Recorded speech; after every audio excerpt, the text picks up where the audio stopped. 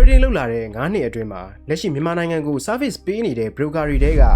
အကောင်းဆုံး broker 3ခုကိုပြောပြမယ်။နံပါတ်1ကကျတော့ MH Market မြန်မာမှတ်ပုံတင်ရှိတာနဲ့ trading account ဖွင့်လို့ရတဲ့အပြင်ကို trading order တိုင်းအတွက်လည်း commission မရှိဘူး။ swap fee လည်း9ရက်ရတယ်။ငွေသွင်းတာကတော့24နာရီ9ရက်လုံးရပြီးတော့ငွေသွင်းတဲ့အချိန်ကနေပြီးတော့9မိနစ်အတွင်းကိုကိုယ့်ရဲ့ trading account တွေကိုပတ်စံရောက်တယ်။ငွေထုတ်တာကကျတော့ Monday to Friday ကိုသူကရုံးချိန်အတွင်းပဲရတယ်။ငွေထုတ်တဲ့အချိန်ကနေပြီးတော့ကိုယ့်ရဲ့ account တွေကိုပတ်စံရောက်ဖို့အတွက်ကလည်းတနင်္လာလောက်တော့ကြာတယ်။နံပါတ်2ကကျတော့ VT Market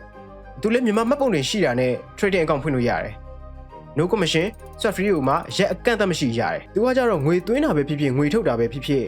စနေရောတနင်္ဂနွေကိုပါလုပ်လို့ရတဲ့အပြင်ကိုအကောင့်ထဲကိုငွေရောက်ဖို့အတွက်ကို9မိနစ်လောက်ပဲကြာတယ်။နံပါတ်3ကကြတော့ KVP သူကလက်ရှိမြန်မာ market ကိုစပြီးဝင်ကစားဆိုတော့ promotion တွေကလည်းအများများတယ်။တခြား broker တွေလိုပဲ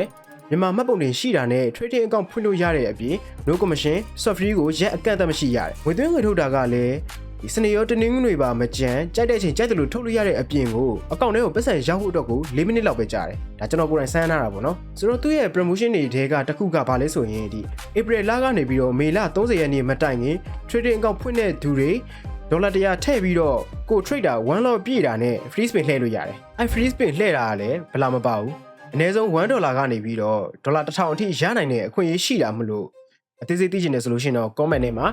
broker လို့မှတ်ခဲ့ပြီးချက်ပေါက်ထီကိုအသေးစိတ်လာပြပြပေးမယ်။